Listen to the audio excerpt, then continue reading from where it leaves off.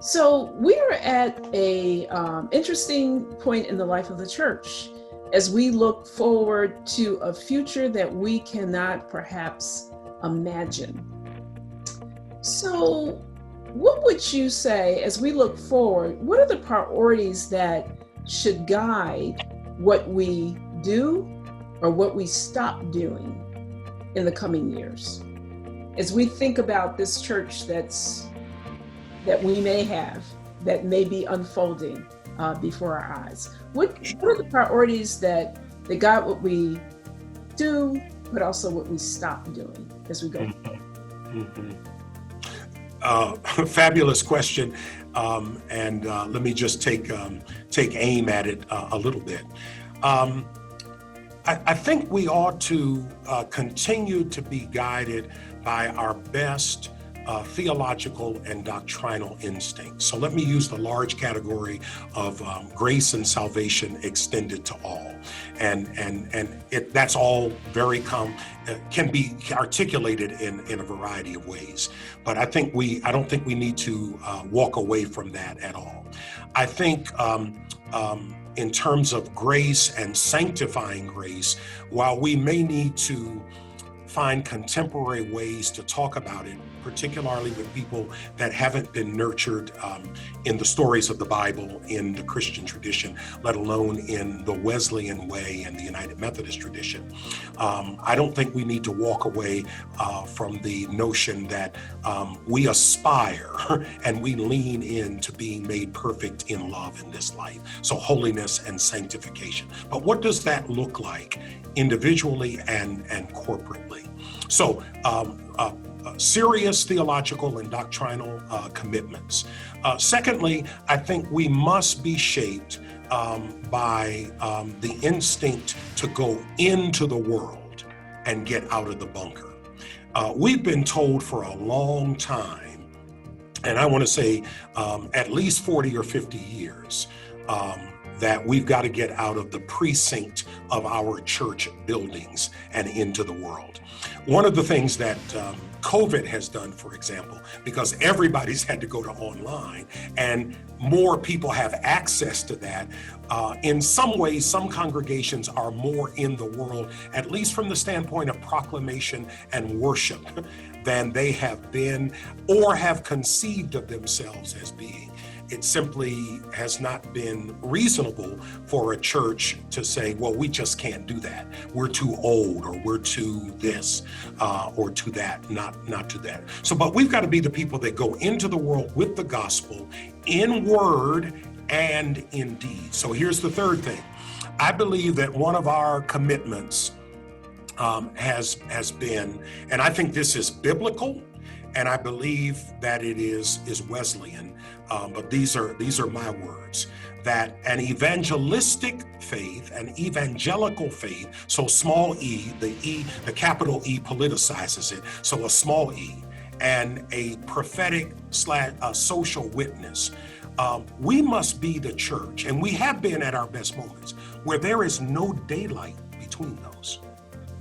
When we let daylight between, and we have people in our pews saying, and I, have this all the time. Well, I'm an evangelical Christian, and I believe, well, I'm a social witness. Seriously, no. If you're a Christian and you are continuing to be shaped by the life, the death, and the resurrection of Jesus Christ, and by the gospel of Jesus Christ, I don't believe any warrant has been given to us in Scripture and in the best moments in all of church history for there to be daylight between those. They go together. And there are some traditions that have kept that alive in profound ways.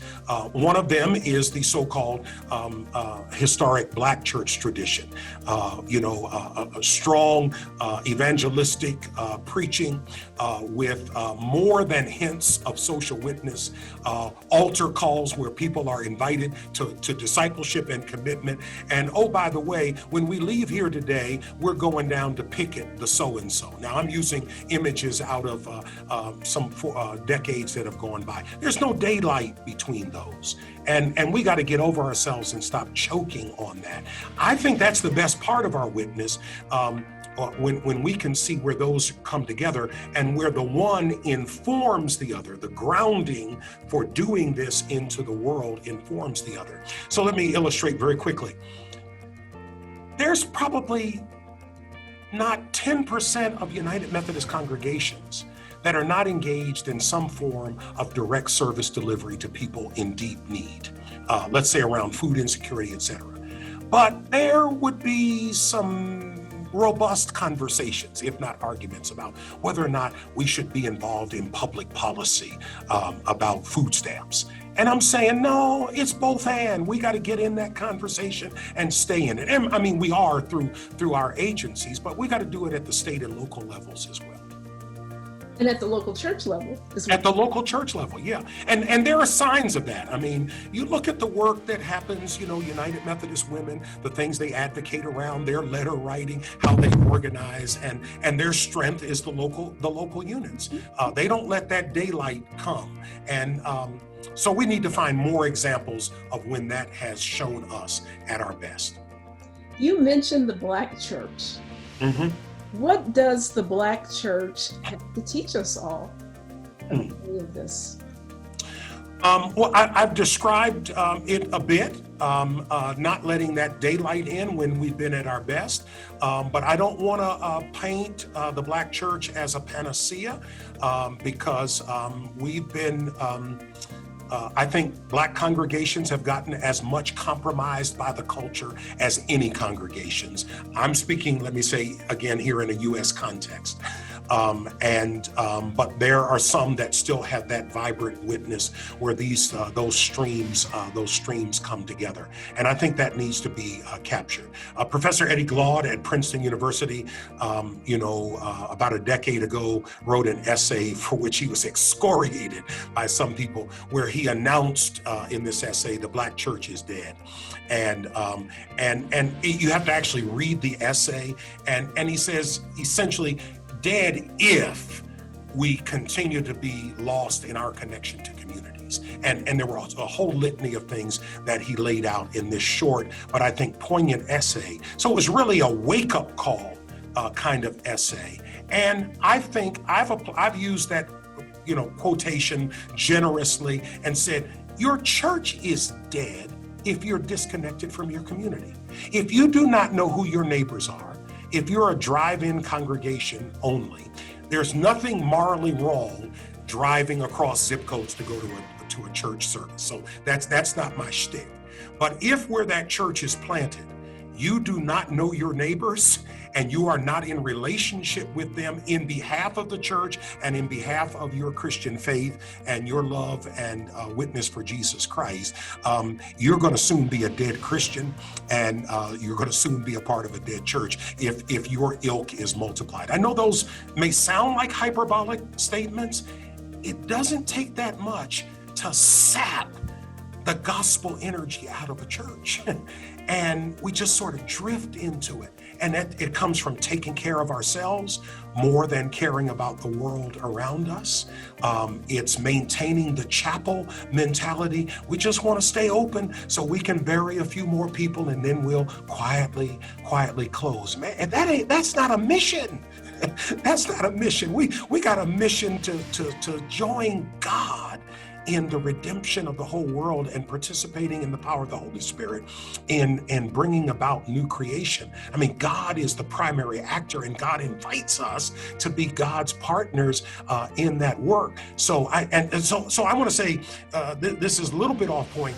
I say to every congregation, small or large, you already at this moment have everything you need to take the next faithful step in your witness and in your discipleship. Now, I don't care if you got 10 folks or if you got 1,000 folks. Now, if you stay at this, your aim doesn't have to be to get to a certain number. Your aim has to be at faithfulness and at helping people to understand what it means to be a disciple. And when we are faithful, vibrant disciples, we're actually, let me kind of play with Paul a little bit. We offer a sweet aroma.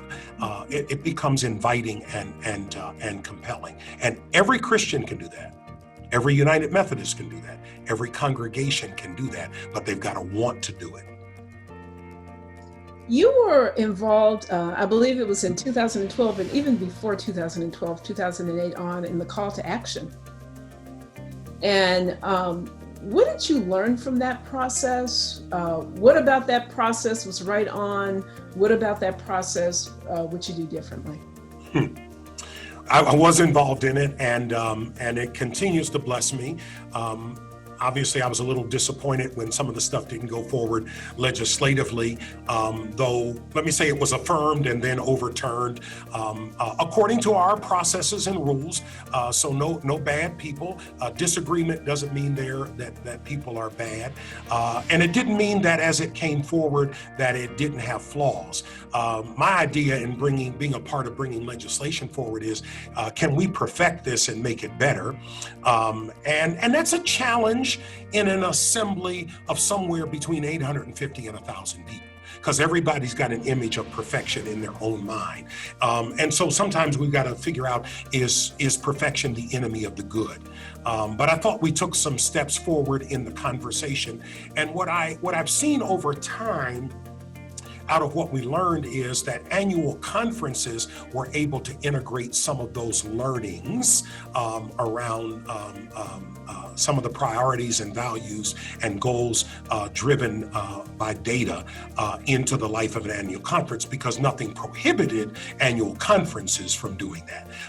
But the general conference was overturned in its majority vote on most of that. I think structurally, we offered something that was meaningful, not perfect, but we were, I think, a little, at the end of the day, a little intimidated, and I'm saying we as a denomination, if we could really make that much change. In some ways, we've tried to integrate the spirit of those changes without legislating them.